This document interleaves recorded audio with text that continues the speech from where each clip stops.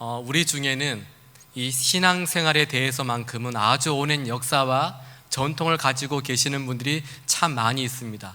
그런데 이렇게 화려한 신앙의 내력을 가지고 있음에도 불구하고 여러분, 간혹 신앙생활을 하실 때 내 삶이 왜 이렇게 비어있는 것 같지? 왜 이렇게 공허하지? 이런 생각이 들 때가 있지 않습니까? 열심히 봉사하고 또 직분도 받고 성도들을 만나고 교회를 다니는데도 어딘지 모르게 내 삶이 비어있는 것만 같습니다.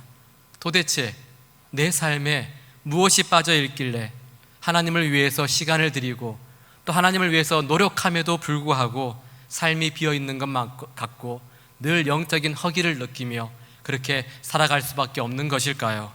오늘 본문의 말씀을 통해서는 우리의 영적인 허기를 채울 수 있는 길이 무엇인지를 함께 좀 살펴보도록 하겠습니다. 오늘 말씀을 보시면 초대교회 성도였던 이 베드로와 요한이 자신들이 늘 하던 대로 제9시 기도 시간에, 오늘날로 말씀드리면 오후 3시입니다.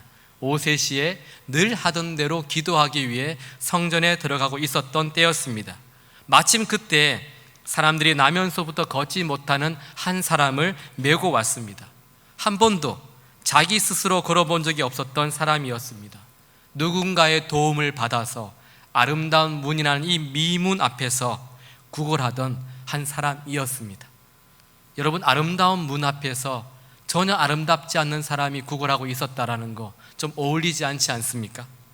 이 사람은 베드로와 요한이 성전에 들어가려는 것을 보고 여느 때와 다름없이 동일하게 자신이 하던 대로 구걸하기 시작했습니다.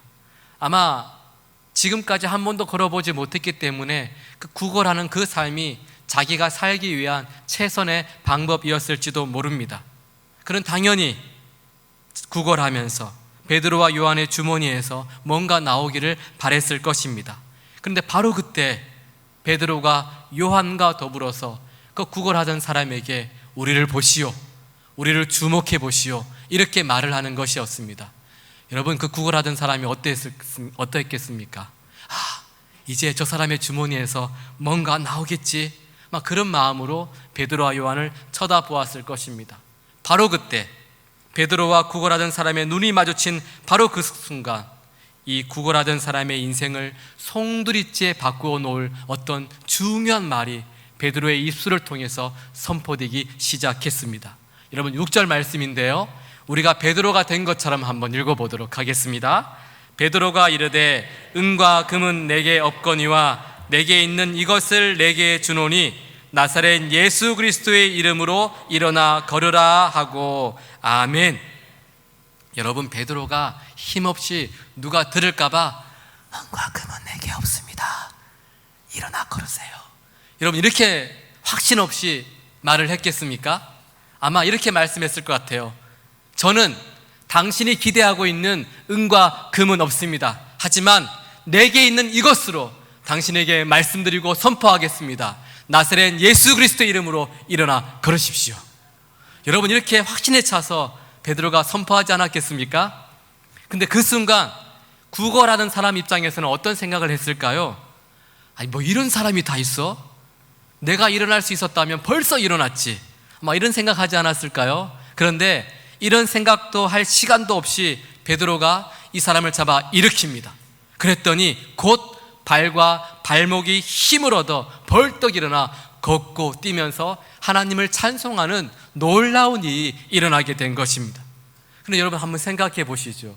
이게 가능한 일입니까? 여러분, 한 번도 걸어본 적이 없던 사람이, 태어나서 걷는 게 뭔지도 모르는 사람이 벌떡 일어나서 뛰며 걸었다?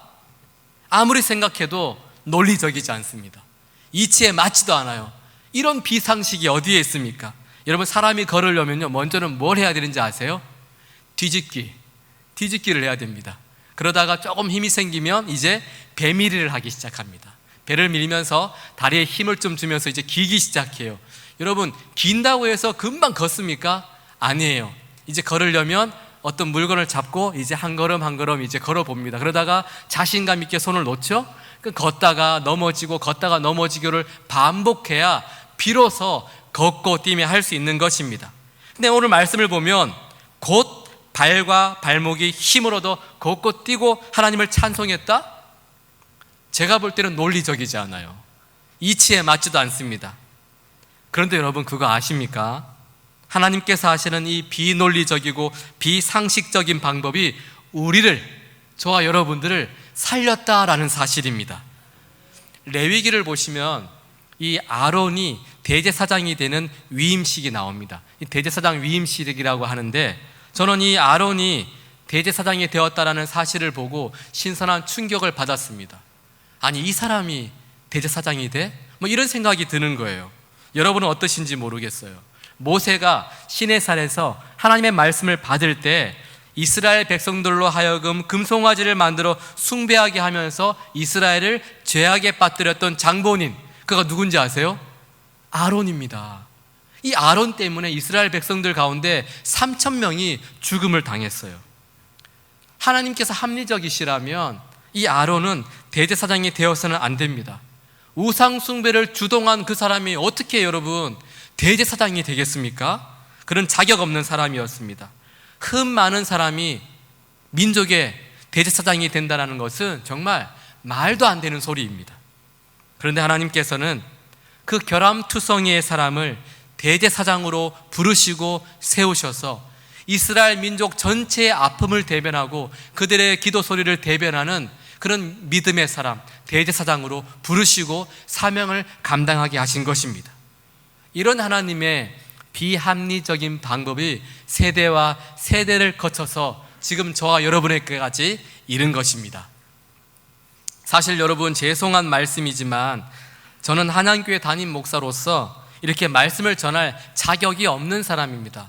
여러분, 만약 제 두 아들을 불러서요, 한번 이렇게 물어보십시오. 아빠한테 말하지 않을게. 아빠가 어떤 사람인지 정확하게 숨김없이 다 얘기해봐. 괜찮아. 이렇게 말을 해서 우리 아이가 정말 저의 모든 것들을 여러분들에게 말씀을 드렸다면 저는 사실 다음 주부터 여러분들을 만날 수가 없을 것입니다. 어떻게 떳떳하게 당당하게 여러분 만날 수 있겠습니까? 그런데 여러분들은 예외이십니까?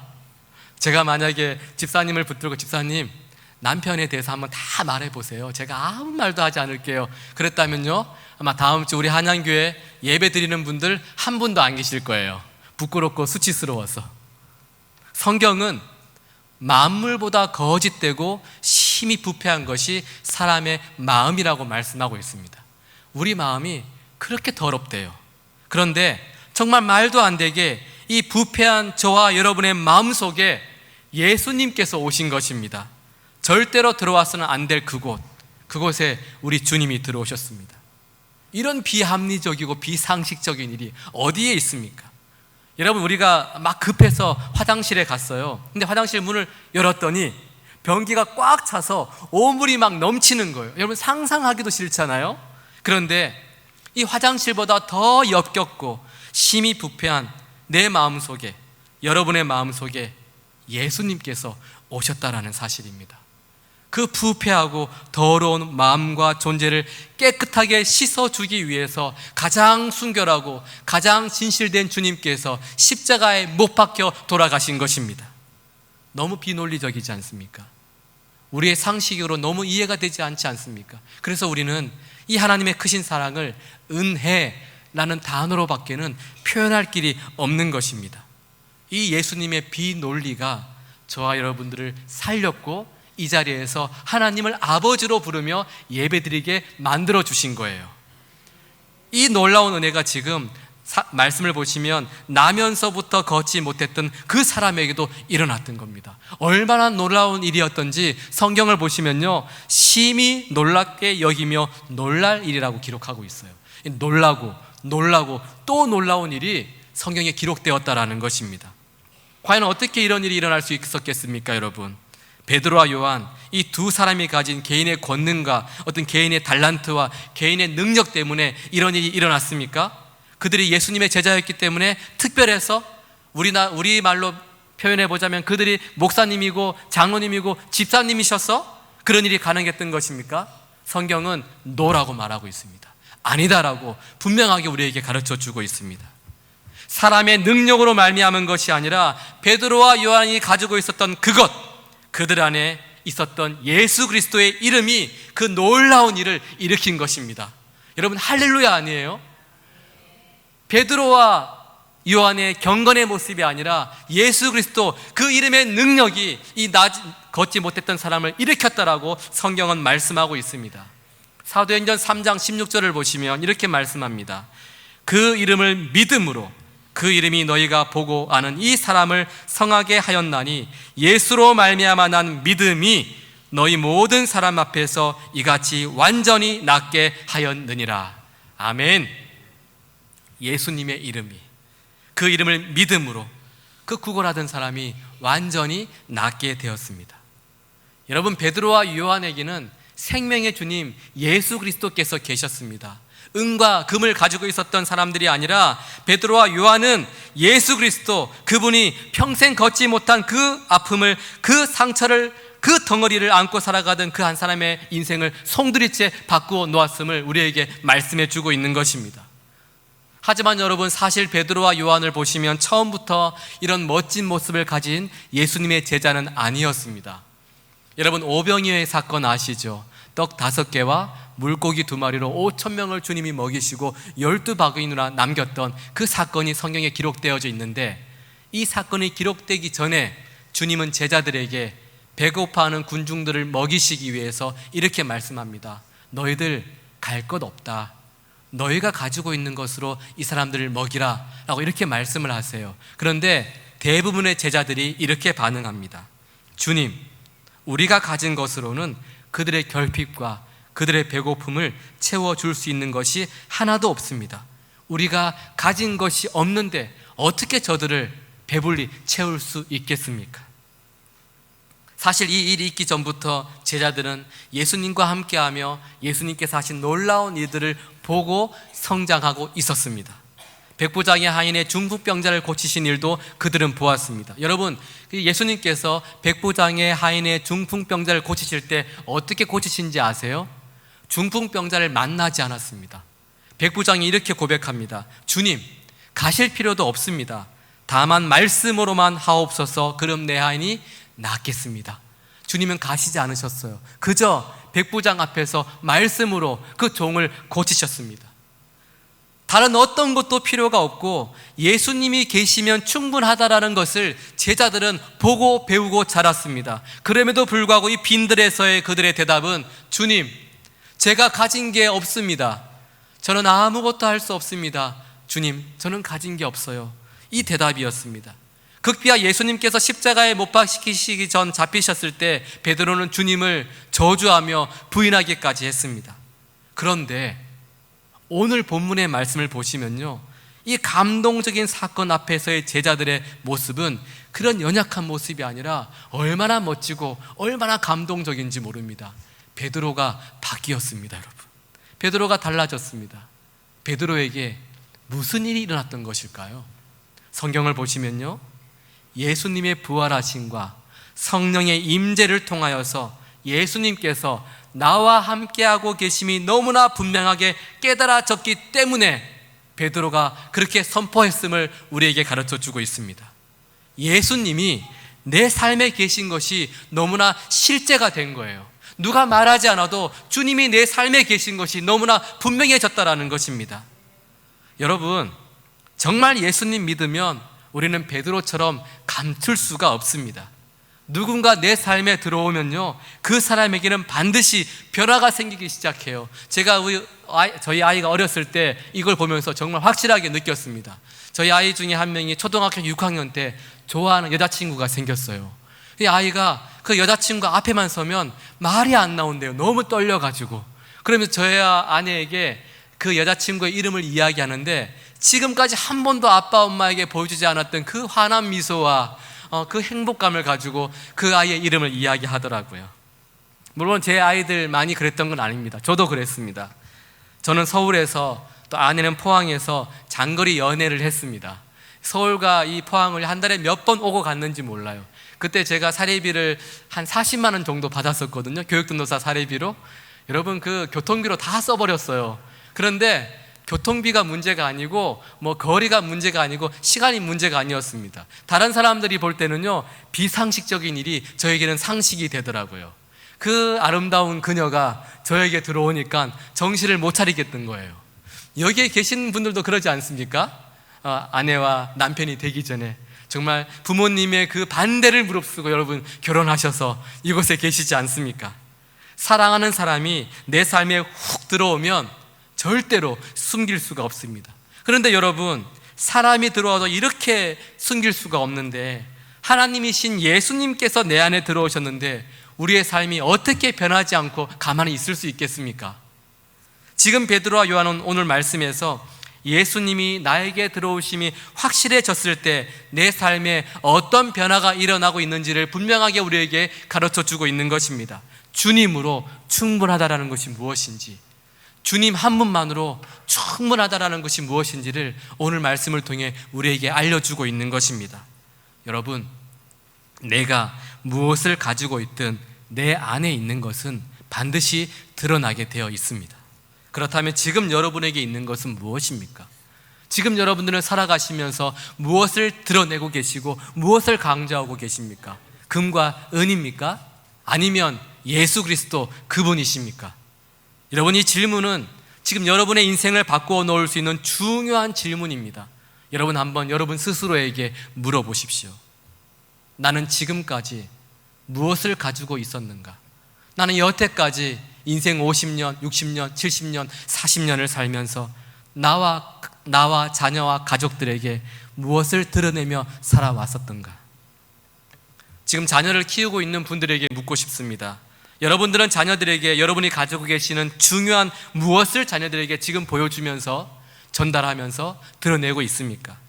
저희 아이가 초등학교 3학년 때 교실 벽에 붙어 있었던 시가 있었어요. 아이들이 쓴 시였는데 제가 학교 가니까 그 시가 있어서 너무나 재밌고 감동적이어서 제가 가지고 왔습니다. 이런 시입니다. 제목, 잔소리 발사대.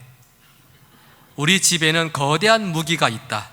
내가 시험 볼 때 발사되는 무기.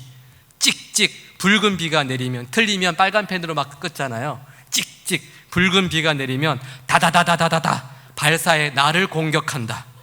나는 잔소리로 흠뻑 젖는다. 굉장히 잘 쓰지 않았어요, 여러분? 또 한 가지 있습니다. 빛나는 시험지. 내가 단원평가를 보면 엄마는 말한다. 너 시험 점수 몇 점이야? 엄만 내 소식보다 시험지가 우선인가 보다. 시험 땐 나보다 빛나는 시험지. 이 시를 보면요, 이미 부모님에게 있는 것이 무엇인지를 우리는 짐작할 수 있습니다.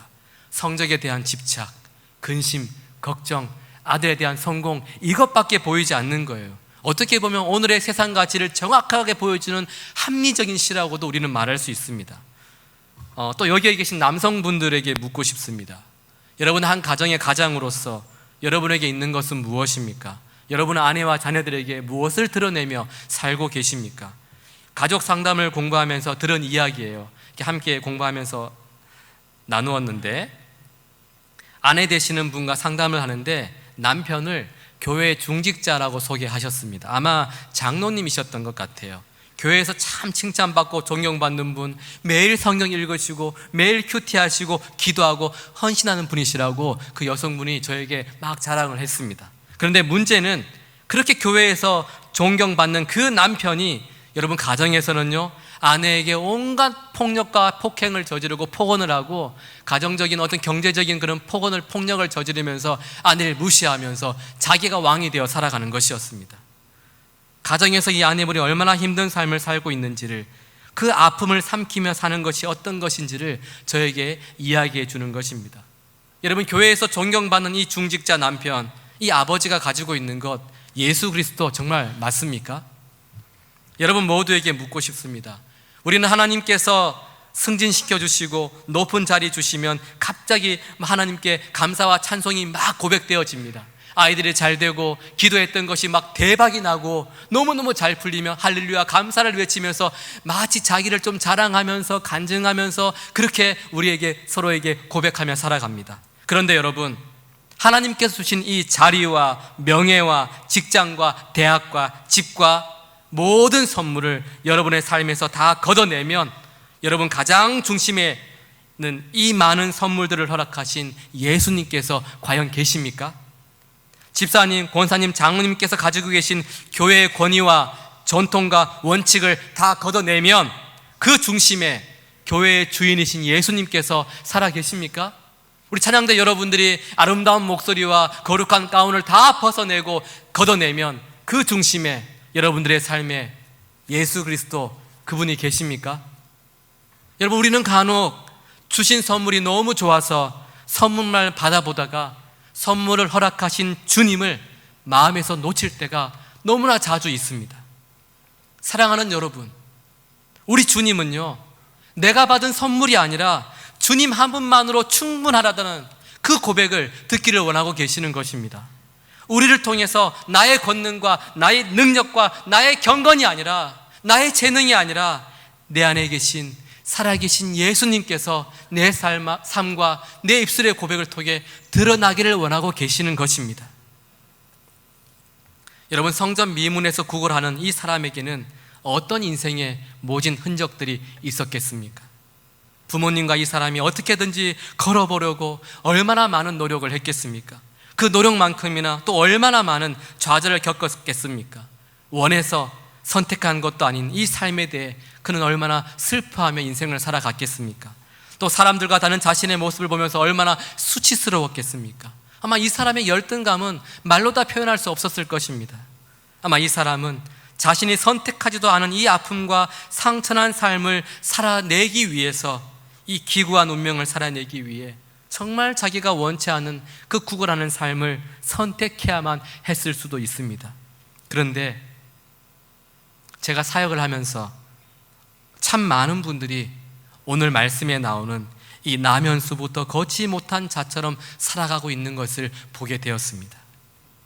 정말 말로 다 표현할 수 없는 그 상처와 아픔들, 지울 수 없는 그 응어리를 안고 내 삶이 이렇게 아픈데도 아프다고 말 한마디 못한 채 살아가고 있는 분들이 참 많다는 것을 바라보게 되었습니다. 태어나서 보니 내가 선택한 삶도 아닌데 사람들이 흙수저라고 하는 그런 삶을 살아가고 있는 것입니다. 상대적인 박탈감, 열등감이 몰려오게 됩니다. 이상적이고 정말 행복한 가정을 꿈꿨는데 오히려 학대와 폭력으로 얼룩진 그런 삶을 살아가게 되는 것입니다. 수치심과 거절감이 들어옵니다. 늘 성공에 목말라 열심히 살아가지만 돌아오는 것은 실패밖에 없습니다. 좌절감은 더 깊어지기 시작합니다. 이런 아픔과 상처의 덩어리들 때문에 한 번도 정말 나다운 나로, 진짜 나로 살아가지 못하는 그런 얼룩진 삶을 살아가는 사람들이 얼마나 많은지 모릅니다. 주님이 약속하신 삶의 모습이 있는데 늘 묶여서 그 상처난 삶을 짊어지고 살아가는 사람들, 아마 여러분 가운데도 계실 수도 있습니다. 여러분, 그들에게 필요한 것은 무엇입니까? 은과 금입니까? 아닙니다. 행복하고 이상적인 가정입니까? 아닙니다. 누군가가 도와주는 도움의 손길과 따뜻한 말이 그들에게 필요합니까? 아닙니다. 예수 그리스도, 그분이 필요한 것입니다. 깨어진 하나님의 형상인 우리를 다시 회복시켜 주시는 분은 물질이 아니라, 명예가 아니라, 돈이 아니라 예수 그리스도, 그분이라는 것입니다. 우리가 필요한 것은요, 주님을 만나야 하는 것입니다. 구걸하는 사람뿐만이 아니라 오늘 이 세상이 예수님을 필요하고 있습니다. 주님이 오신 목적이 이것입니다. 여러분, 마음이 상한 자를 고치며 포로된 자에게 자유를, 갇힌 자에게 노임을 선포하며 그 모든 슬픈 자를 위로하시기 위해 주님이 이 땅에 오셨습니다. 우리는 예수님을 반드시 만나야만 합니다. 모든 아픔과 모든 상처를 치유해 주시는 분은 예수님밖에 없습니다. 여러분, 사람은 언제나 한계를 가지고 있습니다. 저도 상담을 해보았지만 이 사람의 상담은 언제나 한계가 있습니다. 경제적인 한계가 있어요. 그리고 어떤 시간적인 한계도 있고요, 현실적인 한계도 있습니다. 내가 내 상처에 묻혀버리면 아무리 누군가가 힘들다고 말해도 내가 그 상처를 받아줄 수가 없습니다. 사람은 온전하지 않기 때문에 상처받은 사람의 상처와 그 자신을 다 담아낼 수가 없다라는 것입니다. 온전한 치유는 예수님밖에 없습니다. 저는 확신합니다. 세상에 태어난 내가 가장 나다운 나로 살아갈 수 있게 하시는 분, 그분은 오직 예수, 그분밖에는 없습니다. 그래서 오늘 말씀은 그리스도인 된 우리를 향해 또 온전하지 못한 상처투성인 우리에게 있어야 할 것이 무엇이며 또 우리가 이 땅을 살아가는 동안 무엇을 드러내며 세상을 살아가야 하는지를 분명하게 말씀해 주고 있는 것입니다. 오직 예수, 그분밖에는 없다라는 것입니다. 그런데 여러분, 오늘 말씀에서 한 가지 우리가 주목해 보아야 될 점이 있습니다. 베드로와 요한을 통해 예수 그리스도의 이름이 드러난 시간을 한번 눈여겨보시면 좋겠습니다. 여러분, 언제 이 감동적인 사건이 일어났습니까? 날마다 마음을 같이하여 성전에 모이기를 바로 힘쓸 그때였습니다. 그들이 늘 해오던 평범한 어느 날 오후 3시 기도하러 가던 그 시간에 평범한 그날이 특별해진 것입니다. 어떤 정해진 특별한 날이 아니라 그들이 살아가는 그 평범한 날들 중에 한 날이 그들에게 있어서는 지울 수 없는 인생의 특별한 날이 되었다라는 것입니다. 평범한 어느 날이 예수 그리스도의 이름이 선포되어지는 날이 될 때 예수 그리스도로 말미암아 그날은 감동적인 날, 특별한 날이 되는 것입니다. 날이 특별해서 감동적인 사건이 일어난 것이 아니라 예수 그리스도 그 이름이 그날을 인생의 특별한 날로 만들어 주신 것입니다. 여러분, 특별한 날, 정해진 날이 따로 있는 것이 아닙니다. 저와 여러분들이 살아가는 바로 오늘이, 이 시간이, 내가 살아가는 매일매일의 순간이 예수님을 통하여서 주님 한 분만으로 충분합니다라는 우리의 고백을 통하여서 그날이 특별한 날이 되는 것입니다. 오늘 주일만이 특별한 날이 아니에요, 여러분. 반대로 죄 짓기에 특별한 날이 있는 것도 아닙니다. 아담과 하와가 언제 여러분 범죄했습니까? 가장 평범한 날, 너무나 평범해서 은혜를 고백할 수도 없었던 그런 그 어떤 날, 그날에 그들은 하나님 앞에 불순종하고 죄 짓고 말았습니다. 여러분, 우리는 평범한 한 날을 은혜의 날로도 살아갈 수 있고 그 날을 죄 짓기에 편한 날로도 살아갈 수 있는 것입니다. 그렇다면 여러분들은 여러분에게 주어진 이 평범한 한 날을 어떤 날로 채우며 살아가시겠습니까? 베드로와 요한처럼 예수님의 이름으로 여러분에게 주어진 그 평범한 날을 새로운 날, 특별한 날로 채워가시겠습니까? 아니면 여러분들의 자동차에 쌓여있는 먼지 묻은 그 성경책이 보여주는 것처럼 여러분의 평범한 날을 그냥 죄 짓는 날에 죄 짓는 것에 활짝 열려있는 그런 날로 살아가시겠습니까? 사랑하는 여러분, 우리 한양교회 이 복음 공동체가 살아가는 매 순간이 내게 있는 예수 그리스도, 그분으로 말미암아 나면서부터 걷지 못했던 한 사람의 평범한 그 한 날이 예수님을 통해 다시 힘을 얻고 뛰면서 그의 인생을 송두리째 바꾸어 놓은 특별한 날이 된 것처럼 우리의 날이 예수님으로 말미암아, 내 안에 계신 예수님으로 말미암아 특별한 날, 감동의 날이 될 수 있기를 주님의 이름으로 축복합니다. 바울은 이렇게 고백합니다. 우리가 이 보배를 질그릇에 가졌으니 이는 심히 큰 능력은 하나님께 있고 우리에게 있지 아니함을 알게 하려 함이라. 아멘. 깨지기 쉽고 투박한 질그릇이 가장 가치 있고 아름다울 때는 그 속에 보화를 담고 있을 때입니다. 이 질그릇과 같은 연약한 우리가 보화이신 능력의 이름 예수님을 담고 예수님으로 충만함으로 예수님 앞에 기뻐함으로 우리는 하나님 앞에서 가장 존귀하고 가장 빛나는 날을 살아갈 수 있게 될 것입니다. 여러분, 우리 한양교회 예수님이면 충분합니다. 우리 한양교회 저와 여러분의 삶 예수님 한 분이면 정말 충분합니다. 우리 매일매일 살아가는 고백 속에 매일매일 주님 한 분만으로 충분합니다. 제가 살아가는 인생이 힘들고 어렵고 누군가에게 말할 수 없는 그런 인생이지만 그럼에도 불구하고 저는 예수님 한 분만으로 충분합니다. 이렇게 고백하며 살아가는 저와 여러분들의 빛나고 존귀한 삶이 될 수 있기를 주님의 이름으로 축복합니다. 아멘. 기도하시겠습니다. 사랑과 은혜가 풍성하신 하나님 아버지, 베드로와 요한의 예수 그리스도로 충만한 그 충만한 삶이 우리의 삶이 되기를 간절히 소원합니다. 주님, 우리는 예수님이면 충분합니다. 우리 한양교회는 예수님 한 분이면 충분합니다. 우리의 모든 날이 주님 때문에 복음을 전하는 자에게도, 복음을 듣는 자에게도 특별한 날이 되어서 영원한 생명을 주신 예수 이름만을 자랑하게 하시고, 능력의 이름 그 예수님만을 자랑하게 하시어 예수님으로 말미암아 뛰며 걸으며 예수님을 찬송하는 그런 복된 인생, 특별한 날이 되게 하여 주시옵소서. 모든 이름 위에 뛰어나신 이름 예수님의 이름으로 기도드립니다. 아멘.